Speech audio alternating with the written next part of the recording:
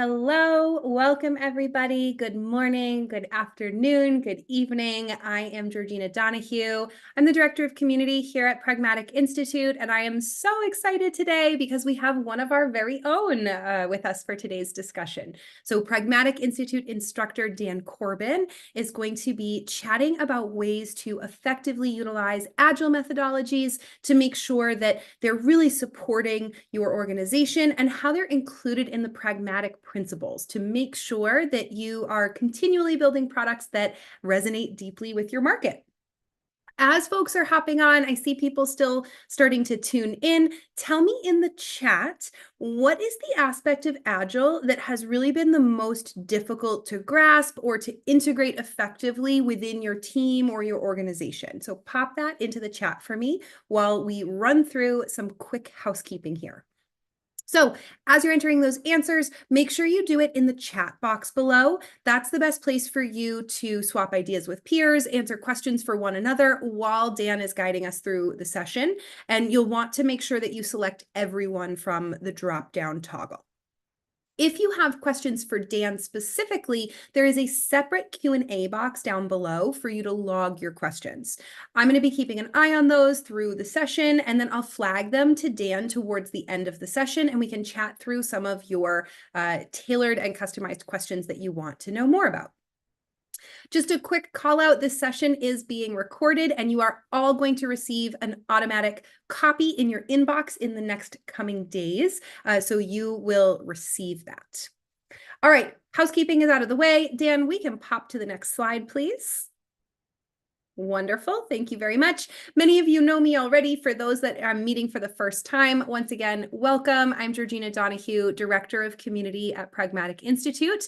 Our community of alum is all about real life experiences and conversations with other brilliant product minds. So sessions like these are one way that we do that, in addition to so many more. The community is also a really great place for you to continue connecting with Dan on an ongoing basis. So if you're not an alum yet, I really hope that you'll become one by taking your first course and join us there. All right, next slide. We are getting right into things today. We are going to talk about how to connect your Agile approach with the Pragmatic framework. Dan is going to lead us, and he has a proven product management and tech leadership background. He's really passionate about helping companies improve their strategy and their operations. So I think you're really going to love this session. He's got extensive experience with Agile as a product management instructor, a mentor, and a coach. And over his multi-decade career, he has led a huge variety of product teams across various industries. So he's incredibly dedicated to helping people achieve their career goals and then also assisting those who are making a career transition. So if you're familiar with Agile, if you're new to Agile, this is the right spot for you. I am going to hand it over to Dan, but not before a quick call out that today is actually Dan's work anniversary with Pragmatic. So congratulations, Dan. It's such a delight to work with you. Wonderful to have had you here. And what a good way to celebrate a work anniversary. So absolutely. I mean, it's definitely the best job I've ever had, best company, and I've worked at some great places. Absolutely love being part of the Pragmatic team. Thank you so much, Georgina. So I'm loving to seeing the questions and the comments in the chat because I've worked. So one of the things I should point out is I've been an Agile coach for over 10 years. I have helped Agile transformations at different companies, both when I've been at the company and as an external consultant. I have been an instructor at a place called Agile Austin U, where we taught people all over Agile, like all over Austin, the greater Austin area, how to become more agile at their companies. I even started and maybe we might get into this in the Q&A section. I actually led an initiative at one company called Agile Everywhere, where every single team throughout the company was an Agile team. And what does that mean? How do you get that mentality change? And it was like everyone from the office managers, to finance, accounting, product engineering, the executives. I've seen the power of Agile, but I've also seen where it goes wrong. And that's kind of like the alternate title for this webinar. I'm talking about connecting your Agile approach to the pragmatic framework, but it's really going to be about when Agile goes wrong and how pragmatic can really fix that, ensure that you have more success. So, so again, I've helped lots of teams with Agile transformation. Sometimes they were setting up Scrum. Sometimes they were setting up Kanban. Other times they had been doing it, but they just needed to revamp their approach because they weren't really seeing the results that they wanted. And one of the reasons I'm so passionate about this, because I have seen and I've led and overseen many high-performing Agile teams, but I've also seen a lot of the challenges that these teams face. So I wanted to start by just looking at some of the 3 big reasons that I've seen Agile go wrong. There's been an insufficient focus on customers, a lack of vision and prioritization. And this really starts with just understanding what your strategy is. And then I've seen teams get overloaded with work. And just like achieving a sustainable pace, it's an Agile principle. There's 12 Agile principles, excuse me. And that sustainable pace where you can work at that pace, for as long as needed, is really core. But I always would find teams where Agile wasn't working well, where they're always scrambling to catch up and they were just falling farther and farther behind. So we're going to dive into why that is. But let's look at how the pragmatic framework and the pragmatic approach can really help you with some of these Agile challenges. So we're going to discuss how to work outside in instead of inside out. That's how you really maintain your focus on the customers. So this is going to help you and your team have a really genuine understanding of your users and what problems you need to solve for them. Next, we're going to discuss the pragmatic approach for defining your strategy and coming up with a data-informed prioritization, a prioritization that mirrors your strategy. Finally, this is where I think, this is going to be the most tactical part. We're going to talk about how to do proper estimation and capacity plans so that you can protect your teams from being overloaded with work. Basically knowing what can we realistically get done. That not only will help protect your team, but it adds focus so that you can really focus on the outcomes, the outcomes, not just output. But I want to first do a quick overview of Agile and the pragmatic framework. And we'll also look at where they intersect. So what is Agile? Well, Agile is a set of principles. And actually, they started off with an Agile manifesto, and I won't go into the whole thing. It really was rooted in how software development was done back in the day. Like when I was a software developer back in the early 90s, we had it was a waterfall approach. It was just so much documentation. We would make all of our important decisions up front and then lock in those decisions, even though at that time we had the least amount of information. So Agile is really about getting things done, but also embracing change. You really want to harness that change because requirements change. You're going to learn things. So you don't want to just be beholden to decisions that you made earlier on that, we didn't have the full understanding then. It's all about also like iterating fast and getting alignment. Because that alignment is key. Your stakeholders, the business, everyone needs to be in alignment about what you're working on and why. And then also we talked about that sustainable development, like the sponsors, the developers, your users, everyone should be able to have that alignment and pacing and coordination and cooperation. And it should feel natural. No one should feel like they're absolutely just, you don't ever want to feel like you're just trying to keep your head above water. You want to feel like you're riding that wave and you're really being productive. So the reality is, if you go and you read about Agile and you learn about it and you go to classes, they always talk about how it's so customer-centric. And I have never been a practitioner of Agile where it's all theory and kind of like all these concepts. I've always been about how can we actually use this in the reality? Does this reflect the challenges that you face day to day? And the reality is Agile's less about doing customer-centric work. It's really about shipping code faster. So how do we make sure that we incorporate that customer piece so that we are really reaching our potential as an Agile team? Well, you do it by pairing it with the pragmatic approach.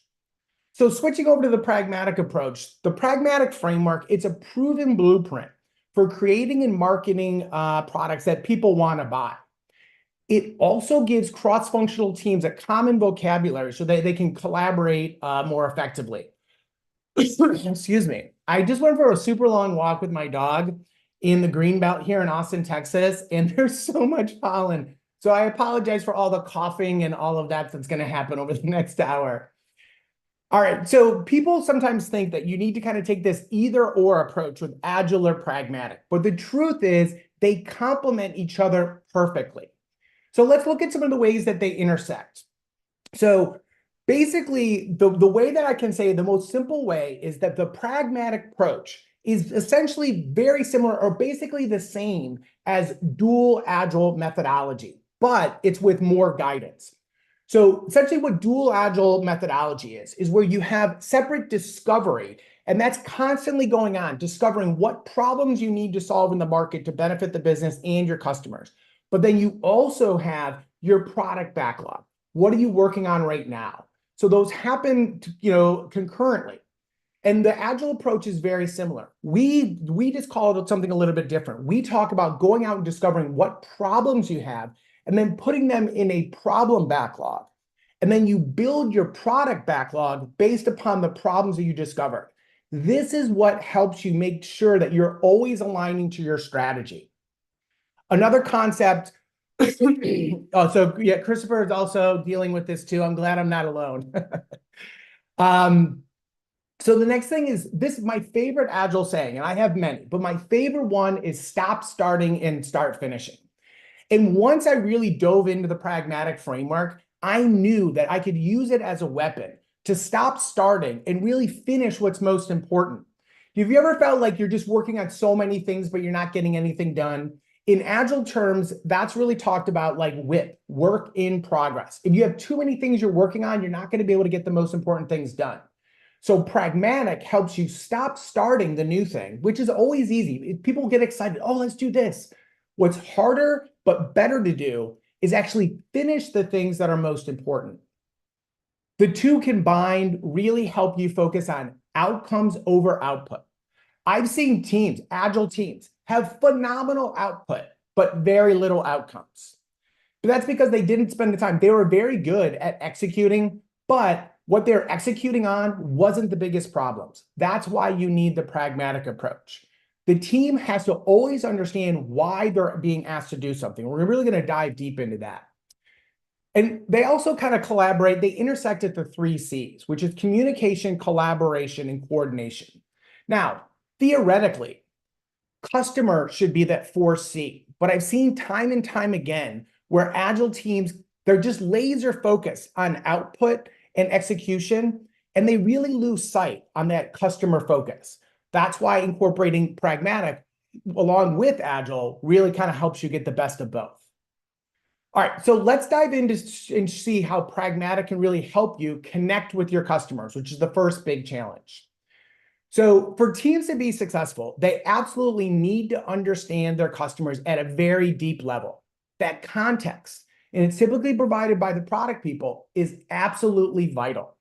A team can't build great products and really drive value for the business if they're disconnected from the people that they're meant to help, which is your customers. So we refer to this way of thinking as operating outside in. So why are we such big proponents of it? It's very simple. And there's studies and data that show this time after time. An outside in approach increases the likelihood of success. Some of you may be familiar with the Pendo adoption, feature adoption study that comes out every year. And they have consistently shown where roughly 80% of new features are rarely or never used. That's great, like output, but very poor outcomes. So you want to make sure you're leading teams that are building the 20% that people really love and they use on a regular basis. So it's all about the buyer, the user, and what their problems they're facing. How can you address those problems? How can you get inside of both the mind of the buyer and the user so that you can better solve their problems? So let's look at a visualization of what this looks like when using the Pragmatic framework. Now, starting with market problems is absolutely key. That's getting that deep understanding of your users in the market and what problems need to be solved.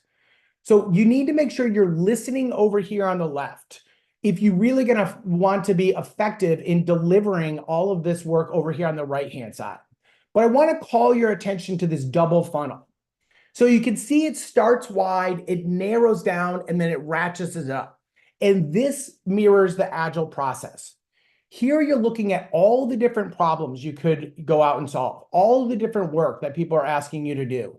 But you narrow down by utilizing, your portfolio, product portfolio, your strategy, your roadmap, your innovation. You think about like, what are the things that are most important for us to get done? You narrow it down.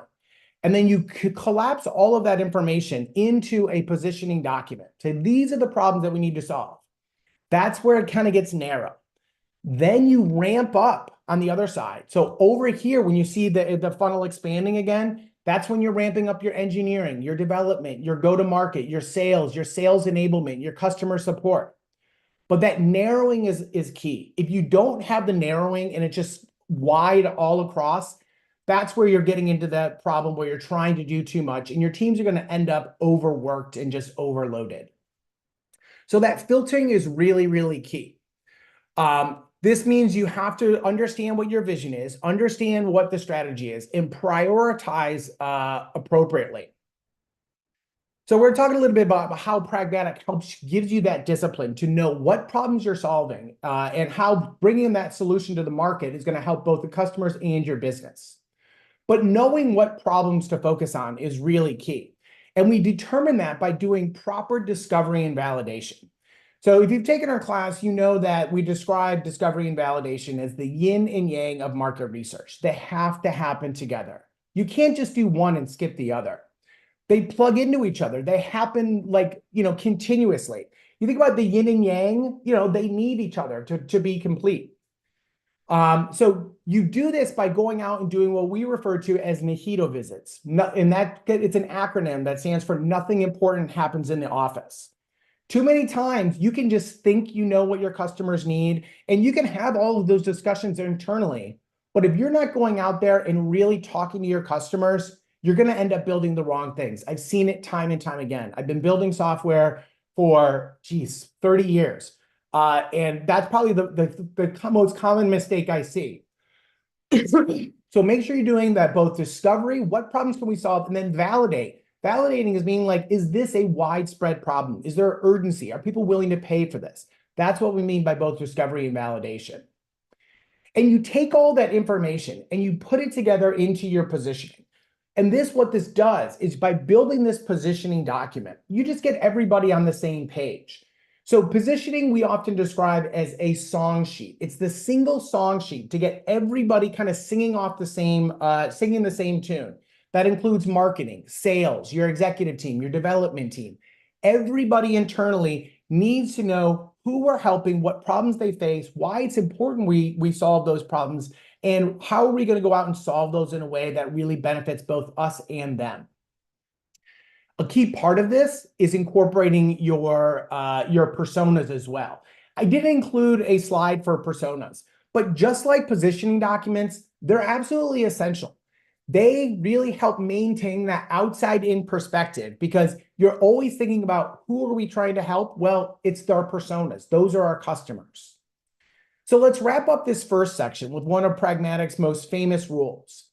The answers to most of your questions are not in the building. You have to go out and do those mojito visits, whether in person or virtually. You have to make sure that you're starting with the people who have the problems that you think you can solve. Now, the next way that Pragmatic can improve your Agile teams is by providing clarity on strategy and prioritization. And we saw this when Georgina asked, what were some of the challenges that you're facing with Agile? A lot of people kind of mentioned, getting everyone on the same page, understanding what are the big problems that we're trying to solve. How can I make decisions that are in support of that larger strategy? So after we go out and we do discovery, we do validation, we need to decide which of these problems are we going to focus on. And it's really critical that you be clear about which problems you choose to focus on and why. So this is a visual analogy of how a business might operate at different levels. So let's start over here on the left-hand side.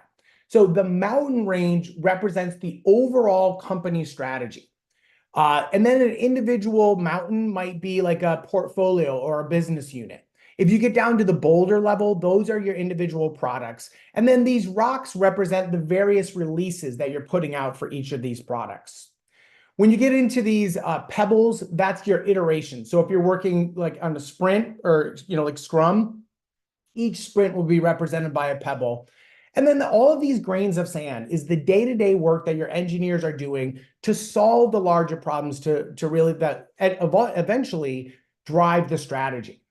Now, as a product person, you're working at all levels of this, this analogy. You're working at all different levels here. And you're kind of serving as the universal translator. Now, you can actually use this to your advantage by using metrics in order to kind of tell your team's story. But in terms of Agile, what's really important to know is what your engineers are doing here on a day-to-day basis. If they only see this part of the picture, they're not really going to care. Like they're just not going to have the larger picture understanding. And teams that are really motivated, who work faster, who work smarter, who are more creative, they're the ones that understand the big picture. They want to know how are the work that you're asking them to do every day, how does that really help customers and drive the business?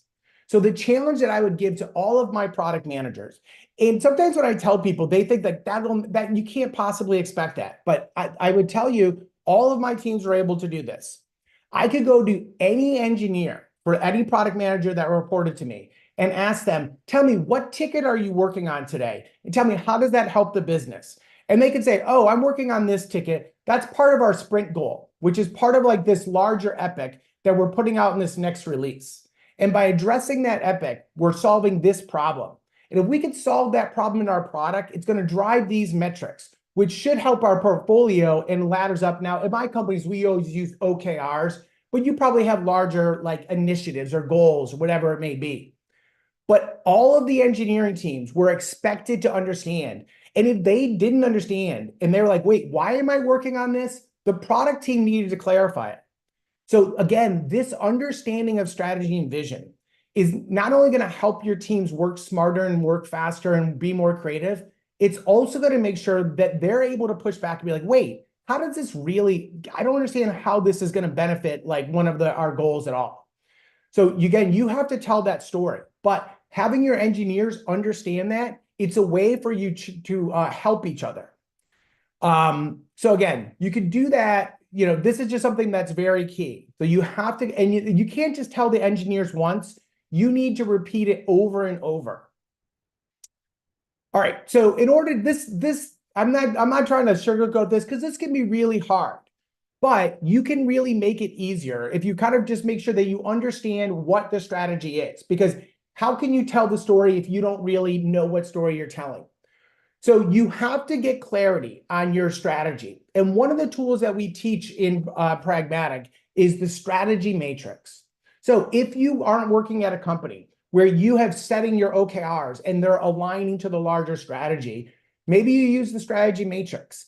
And what you do is, and I'm not going to go into too much detail, but there's information on the pack, and you can always take look at online in the online community in the focus section, because that's where we dive deep into this.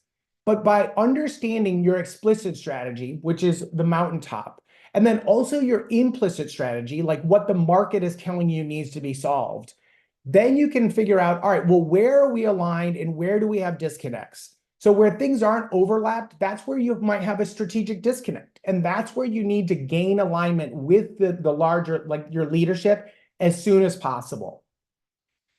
Now, they may say, you know what, we know that this doesn't directly support this overall strategy, but in your particular area, we understand why that's important. We think that's going to benefit in other ways. So maybe you can clarify that strategic disconnect, but you have to always make sure that you understand how you're making decisions, how the product decisions you make serve the larger strategy.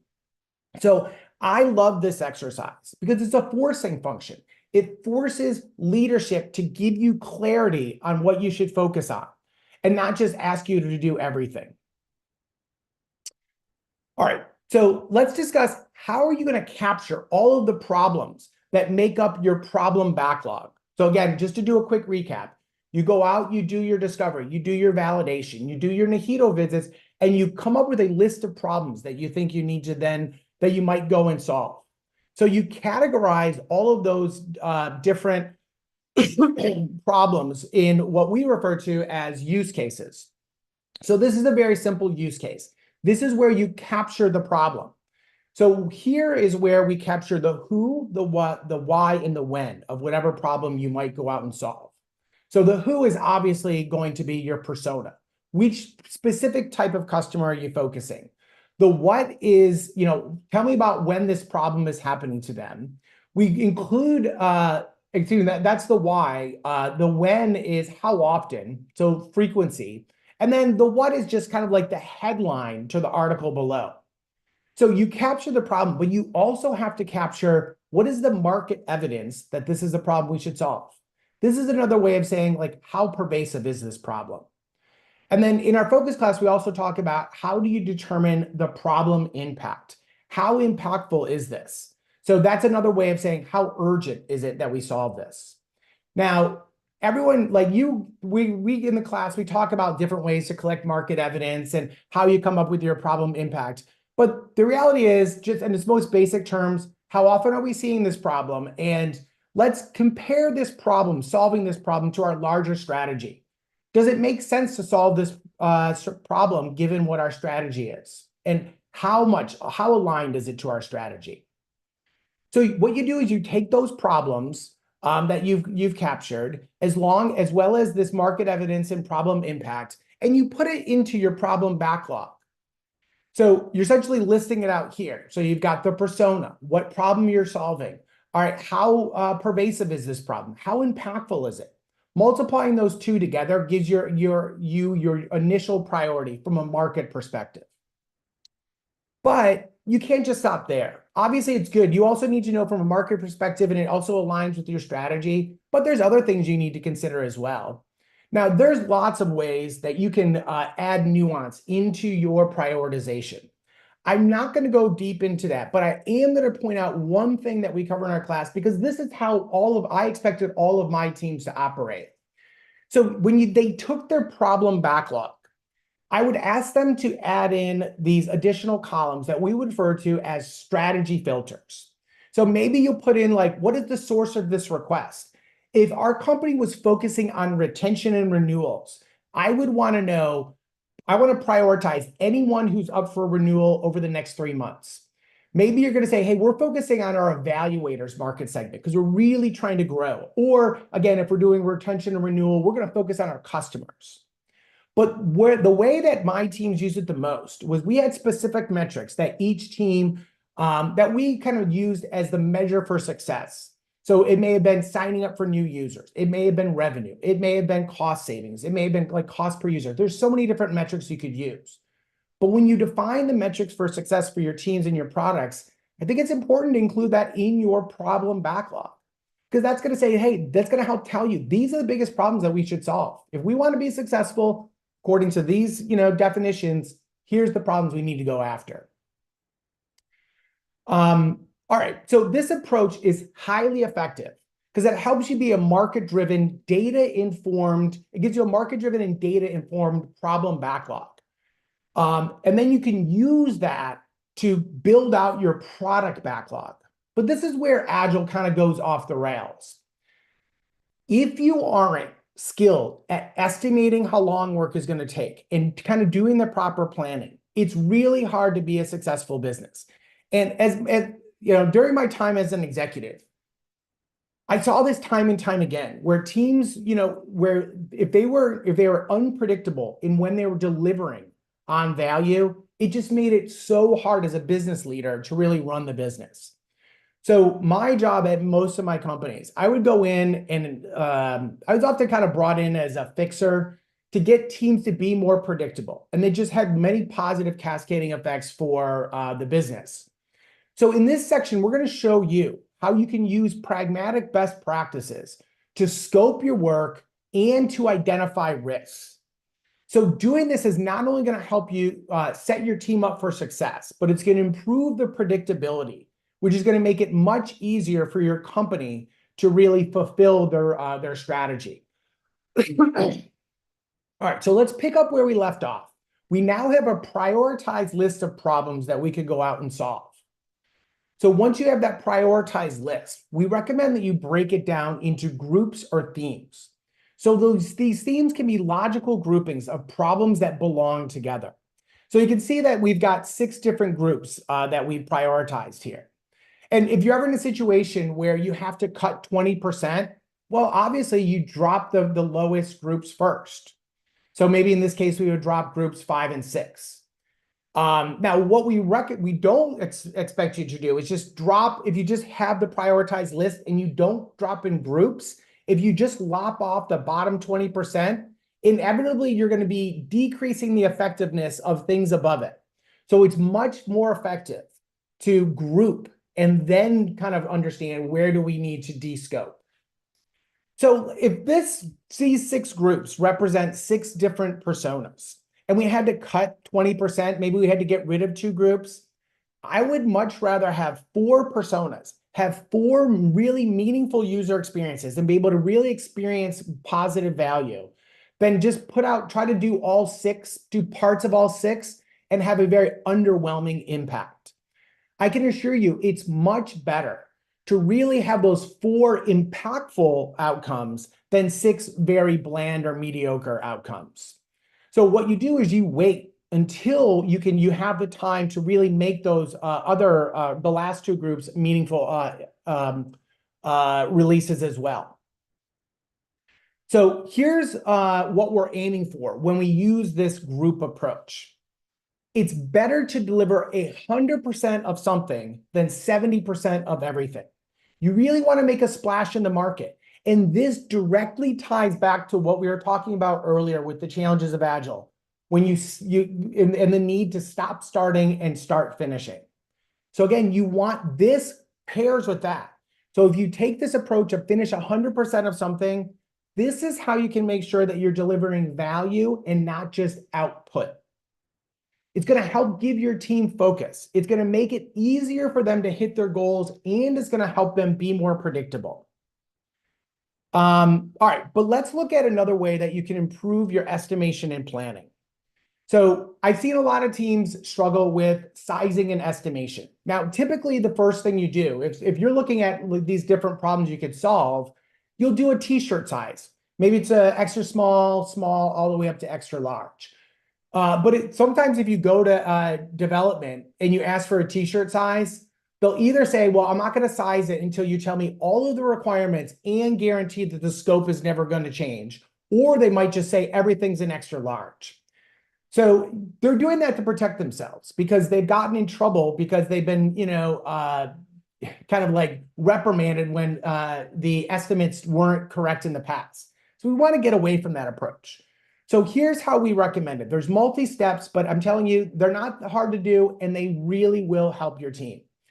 First thing you do is you figure out what is the size. You look at you give your t-shirt size and make sure that you have clarity on what the difference between an extra small, medium, large, etc. After you size it, then what you're going to do is you're also going to determine the difficulty and the confidence level. Now, these are going to be measured on a high, medium, or low. So with the difficulty column, and again, you can see that this mirrors our problem backlog. If you ask them what is the difficulty, you're really saying like, how technically challenging is this problem to solve? So maybe if it's like a high technical challenge, they've never solved a problem like this. They're not exactly sure how they might go about this. So again, if it's low, they're like, we've done this before. We could probably, have a junior engineer or just any engineer could go and knock that out. And then a medium somewhere in between. With confidence, what you're asking is, how confident are you on with the 2 estimates that you gave previously, size and difficulty? So if they have an extra large where it's a high difficulty, but their confidence is high, they're like, listen, we know this is a lot of work, but we've done this type of work before. It's going to be a lot. It's going to be complex. We're going to have to really noodle things through, but we know we can do this.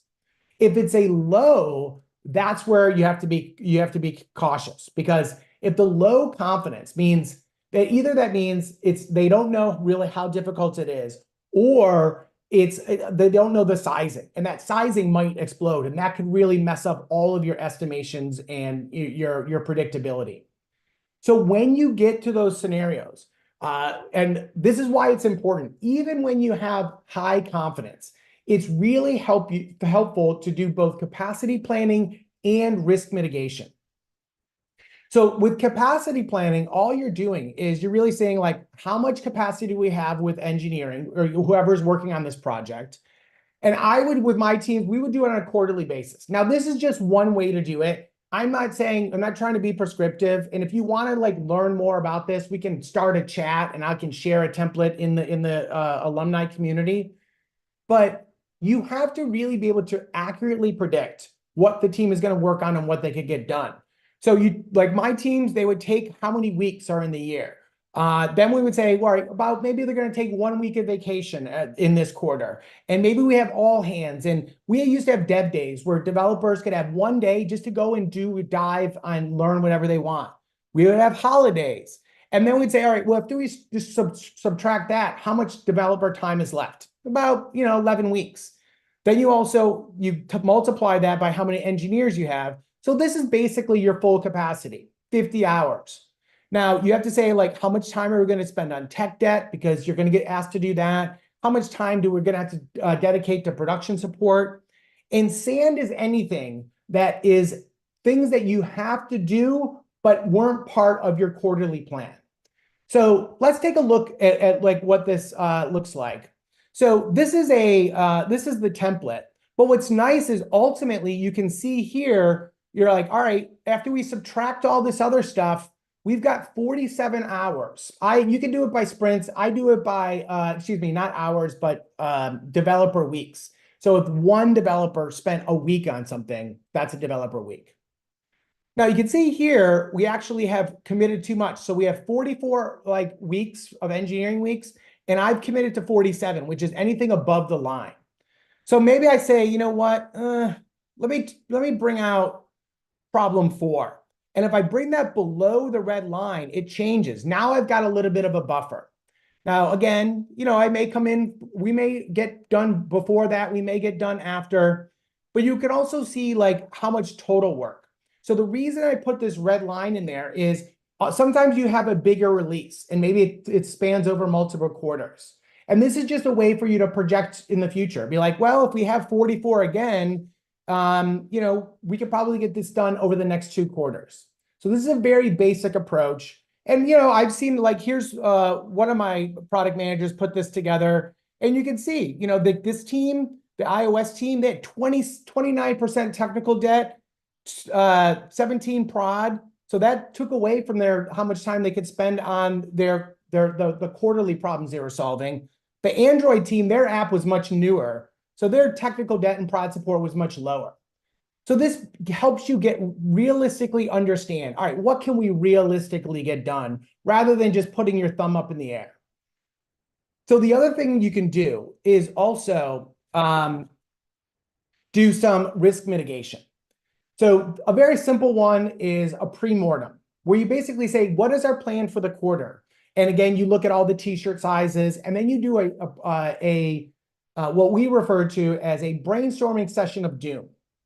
And they just say, let's jump ahead to the end of the quarter. And let's assume that everything that we planned, we failed at.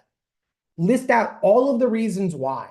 And then you use that to figure out, all right, how likely is this? And if this happens, how impactful will it be? So essentially you gather 3 to 5 of the biggest challenges or risks. You rate them on this likelihood and consequences. If you get something in the red category, you know what? It's almost certain to happen and it's even moderate. Then you have to immediately start, you need to start mitigating it right away.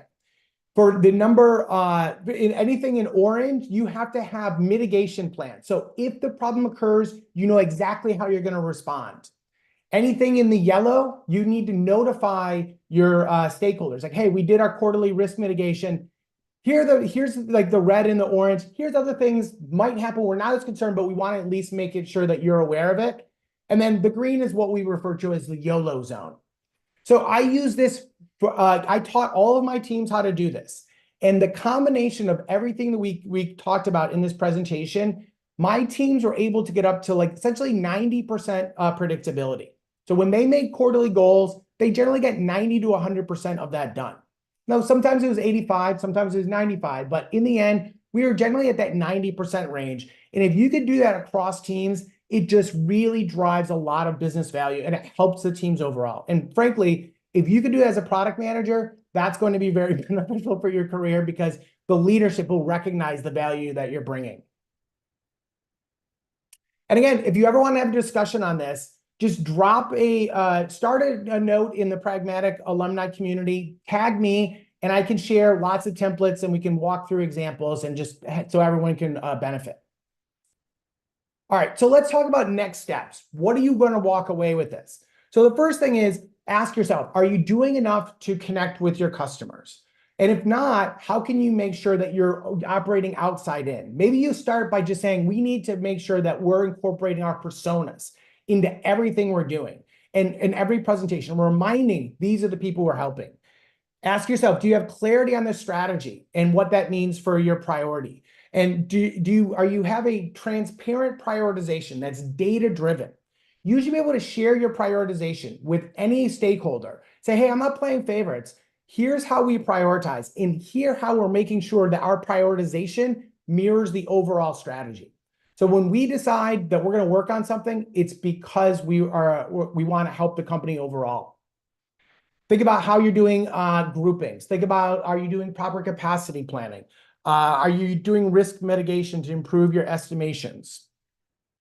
And then anytime you want to talk, like let's chat in the pack to do that. The last thing I'll add before we get to questions is at the end, we're going to do a survey. Like Agile is a transparent, being transparent is an Agile principle. And to be honest, it was hard for me to condense this down into a 40-minute presentation. And there's so much I want to go into, like, how to do, how do you actually, get the metrics to do capacity planning? But I would love to get feedback if this was helpful and if you want to learn more. So please do fill out that feedback form when you get it. But before we get to questions, I just want to hand it back to Georgina. Thank you, Dan. There are so many questions already. Really great chat that is going on in the discussion space. We are going to transition to a Q&A now. So this is a really great opportunity if you have some questions you've been holding on to pop them into the Q&A box. While you are doing that, I will tell you about our conversation that we're going to have next time. We are going to Barbie Land, Barbie's Dream House. We are going to have our next session on April 25th. Also at 1 p.m. Eastern with Tim Trapp, who is the Director of Quality Engineering and Product Quality Analytics at Mattel. Really interesting role, really brilliant and advanced practitioner in the product space. We're going to have a conversation with him on how user testing and product quality initiatives can and will improve your business metrics and brand reputation, coming from a really experienced group of professionals. So let's pivot into questions now. Dan, I'm going to start with one question that is more of a clarifying one, and then we have some discussion starters as well. So the first one is referencing the scoring size, complexity, and confidence approach that you shared. The question is, who is doing the scoring size in your opinion? Should it be the dev team or should it be the product management team? That's a great question. So let me go back to that slide. So for the sizing, that should be done by the engineers. The people who are doing the work will size it. And now generally I wouldn't bring in, like my product managers weren't working with all the engineers to come up with these initial t-shirt sizes. Generally it's going to be a principal engineer, the tech lead. Again, you want to be efficient and say like, hey, based upon your understanding, looking at this, having an in-depth discussion, what's your general sizing? Now, again, you have to also have a shared understanding of what t-shirt size means. Now you could do like, hey, anything that's like 1 to 2 sprints is a small and kind of scale up from there. The reason that I use engineering weeks is because every quarter, you're going to have the same amount of sprints. but your team size may fluctuate. You may add a new engineer. You may lose 2 engineers. So that is going to affect your capacity. So I think it's more accurate to use engineering weeks. And this is just the one we have, like 1 to 3, 3 to 6, stuff like this. So again, you're welcome to use this definition, but again, it should be done by the engineering team. And again, the engineer should also decide how technically difficult it is, and then they should share either honestly, how confident are you in these two? Really great explanation. Thank you very much. Yep. Because we're talking about estimation and capacity as well, there is another question here about, as we've been looking through estimation, the examples have been on a quarterly basis. How would you go about adapting that to a really long-term initiative, something that is intended to be a year long or 2 years long, maybe even more? So all of my teams were doing initiatives that were, a lot of times they were lasting a year, year and a half, but we still broke it down into a quarterly. Like, all right, how are we going to chunk this work? Because like another thing, like there's lots of great tools out there. I like to use like epic burn downs and things like that. You have to be measuring your progress at all times against that larger plan. And it's easier to do if you chunk it down. So, if I could pull back this example here. Where did I go? Give me 1 second. So this team, they were working on lots of things. All of these things were part of a larger problems. So this is for our iOS team, this is part of probably a 14-month iOS revamp. We completely redid the entire iOS app. But what they did is they chunked it down. So you can see, though, is that we had the cutoff for the quarter, and then we also had everything that we would consider stretch goals. Like, we don't think we have the capacity, but if we do, this is what we're going to be working on next. But then everything above that is really what was required for the product launch. So these are the things that we said, hey, we're not going to do this before. So I use quarters just to be able to, kind of help the team focus. So another way that I helped the team focus was like all of my teams used to have like kind of fun names for their sprint. They like some named them after like cocktails, some named after dinosaurs and things like that. And I stopped doing it. I was like, that's fun. But what I want every sprint is when I look at your sprints, I should be able to know what is your sprint goal. And if I know what your quarterly goals are, I should be able to say how you're laddering up. So it was just a reminder, a way just to kind of keep the team focused on what's important and not get distracted. Mm-hmm. Mm-hmm. Now, SAFe SAFe is a kind of scaled agile framework. And they look a lot of times for large companies that are doing those massive releases, they'll sometimes use SAFe, but even they have like release trains. And it's basically a very similar concept. You just have to chunk the work down. I do it in quarters, but you could do release trains as well. Mm-hmm. Mm-hmm. I think that's a very reasonable approach. I have a question that will make the process more unreasonable. Okay. Not unreasonable, but a little bit more complex. So this is a really good one that I like a lot. The asker of this question has worked at companies where product managers serve as a team on a really complex product, which means that each PM owns a little piece of one single product. So they're asking if you can talk about some of the challenges and then also the best practices for agile development when you're in a really complex product ecosystem with multiple PMs on a single product. It's definitely a challenge, and especially because that's where you are working across. And this we could go in a much deeper dive. There's a great book out there called Team Topologies. If you don't structure your teams properly to really reflect the challenges of everyone working on a complex team, it actually will build in dependencies and make your job harder. So structuring your teams appropriately is number one. But then you also have to have another level of planning, of identifying what is the right sequence, what is the right dependencies, How are you going to balance that off of each other? And how are you going to communicate so that you don't become blockers of one another? Now, I'm much bigger fan of Agile and Agile product management than I am like old school project management.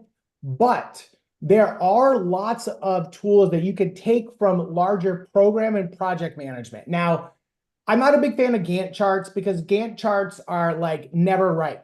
But the information that they contain in terms of status, understanding, being able to predict like, hey, we're falling behind here. And if we don't get it done, that's going to impede this team. So you do need an extra level of planning on top to make sure that you're seeing that larger picture. And in that case, I would probably look to make sure that the team topologies that they have, the teams have enough space to operate autonomously and not always be, running in dependencies. And then the second thing is I would want to make sure that they're the team topologies, but then also make sure that there's that overall view. And it may be involved like, hey, we need to hire a program manager to kind of manage that so that the product managers can focus on their particular aspect of the product. Mm-hmm. Mm-hmm. Really good feedback. Oh, Nate says Conway's Law. Exactly. Nate knows what I'm talking about. Yep. That's what I was about to mention too. Shout out to Nate. That's a great one. So a little bit of a pivot here. Question about your suggestions for gathering market feedback into this process when your end user is not your customer. So how do you approach the challenge when you don't have direct access to these folks? So it's a big challenge, especially in the B2B space. So oftentimes or if you're in B2B2C, like how do you get access to them? So there's multiple ways to do it. Probably and none of them are like super simple. There's no simple answer to this. But I do think you need to figure out where are those groups of people that I can go and talk to. Like, for example, I was talking to, I was in a class, I was teaching, I forget which city, but I think it was Minneapolis. And one of the students said, he builds products like large generators that go in like major manufacturing facilities. He actually found an online Facebook group where he could go and ping the specific operators within those types of factories that they serve. So you do have to do some due diligence to find out where are they and how can I get to them. The second thing you need to do is you just have to kind of get out and really just start connecting with these people directly. You need to build up your own network and not rely upon others. So this is just sending out like, hey, I connected with people on LinkedIn. You probably also need to incentivize people to be part of your customer advisory boards and being able to set up kind of groups to be able to kind of bounce back and get the feedback. I loved groups like usertesting.org.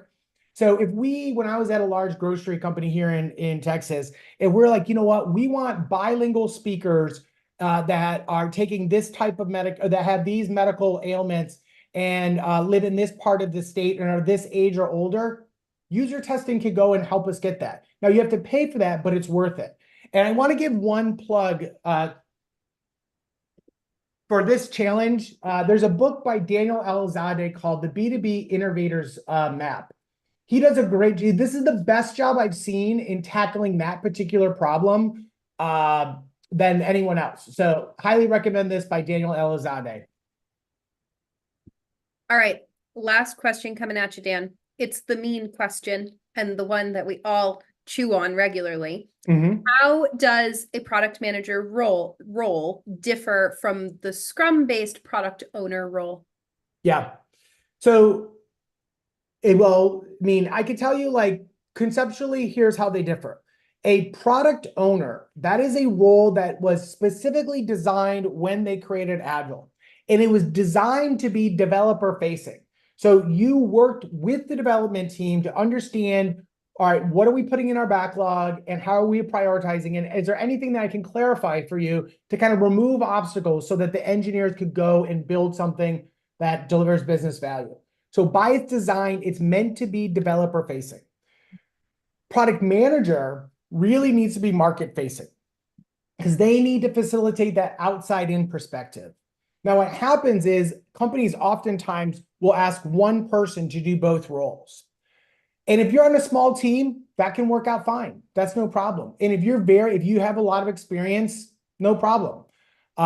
You can do that. But the reality is that's very, very challenging. And oftentimes product managers feel overwhelmed. So when I was setting up teams, I used to split the roles. Now, everyone had the title product manager, but I paired an associate PM or a PM with a principal PM or senior PM. And they collaborated, but divided and conquered. So the lower ranking PM, the associate PM or PM, would generally handle more of the tactical day-to-day, sprint to sprint, kind of epic level stuff.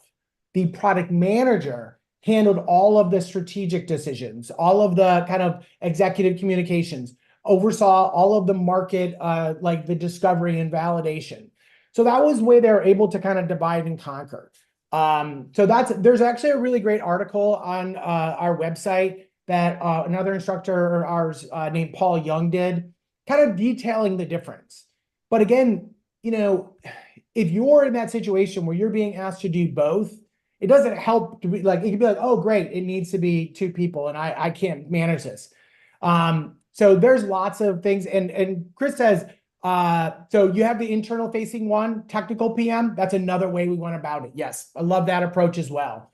But yeah, they're different roles, but oftentimes one person is asked to wear both hats, and it can be very challenging if you have a large team or a very complex product. Mm-hmm. Beautifully succinct response. I love that answer. I feel like that adds a ton of clarity and a nice solution for kind of pairing those folks together to solve for that challenge sometimes. All right, folks, we are going to wrap things up for today. Dan, thank you so much for sharing all of this knowledge with us, walking us through this. As Dan said, we do have a survey at the end of this, just gauging the level of interest that you have in learning more. There is so much more to share on this topic, so we want to know which direction you are most curious to follow along with. Again, if you have further questions for Dan, please feel free to start a chat with him in the community. We can answer them there, get into discussions that everyone can benefit from. Dan, thank you so much. Thanks. It's always fun to talk to the larger community. And I really do hope people will take me up on that offer to continue the discussion in the community. We can really kind of dive deep and help you at each of the major challenges that we covered in this webinar. Awesome. Thank you.